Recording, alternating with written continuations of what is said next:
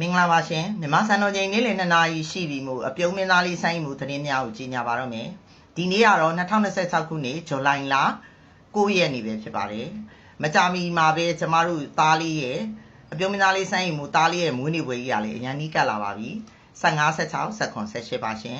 အဲ့တော့ကျမကတော့ဒီပြင်8လပိုင်းပွဲစဉ်တွေကိုမကြီးညာတော့ဘဲနဲ့သားလေးရဲ့မွေးနေ့ပွဲနဲ့ပတ်သက်တဲ့ဟာတွေကျမကြီးညာပြရစီကျမမနေ့ကလည်းပြောထားပါတယ်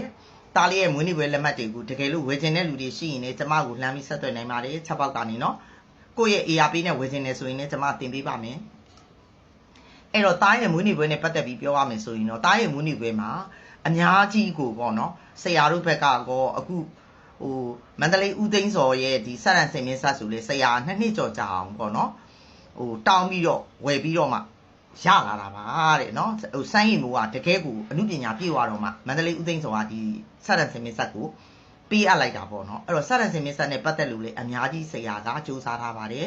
စင်ရုပ်ကြီးတွေကိုလည်းကြောက်ဆရာနေမှားထားပါတယ်ဘေးမှာပါမဲ့စင်တွေကအစပေါ့နော်ဆရာမိထီလာပွဲပြီးတဲ့အချိန်မှာလေကြောက်စင်မှာဝင်မှာခဲ့တယ်ဆိုပြီးဆရာပြောတာကိုကြားပါတယ်အဲ့ဒီအခါကျတော့အမှုပညာတွေကအစ်စ်တွေကိုပြမှာပါ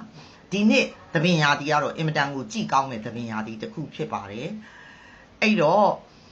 ဒီရာပြီးတဲ့အချိန်ကျတော့တခါဘာလဲဆိုတော့ကျမတို့18ရက်နေ့ကြာရင်ကြတော့စိန်ကတုံးနဲ့မေအောင်ဗလားပေါ့နော်အော်ပရာ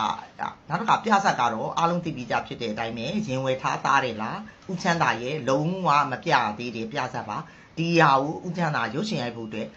ရည်ရွယ်ထားတာပေါ့နော်အဲ့ဒီပြဆက်ကိုသားလေးကိုလေဦးချမ်းသာကဒါပေါ့ယုံကြည်စွာနဲ့သားလေးကိုပေးအပ်လိုက်တယ်ပေါ့အဲ့တော့သားလေးရဲ့မွေးနေ့မှာမြင်ရမှာကကျမတို့ကလုံးဝအစီအစဉ်နှစ်ခုပါ16ရက်နေ့နဲ့18ရက်နေ့ပါအဲ့တော့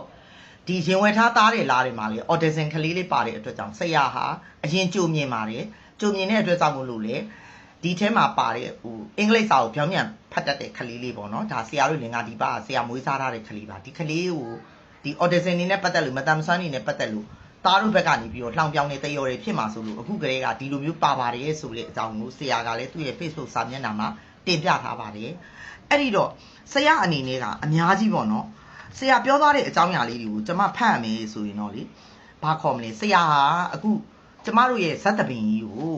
ဟုတ်လားstage show ကဏ္ဍပါတယ်ဆိုပေမဲ့လေဆရာနှစ်ဝိုင်းချင်းခဲ့တယ်ပေါ့နှစ်ဝိုင်းချင်းနေဆိုတာကတော့ဟိုဘက်မှာဇက်ပါပေါ့ဗာလေကျမတို့စိုင်းဝိုင်းဒီဘက်မှာတီးဝိုင်းအဲ့ဒီလိုမျိုးနှစ်ဝိုင်းချင်းဖြစ်အောင်ဆရာကလုံးဝဒါကိုစိုင်းမှုဇက်ပွဲမှာစပြီးတော့လုပ်ခဲ့တာပါအရန်ကို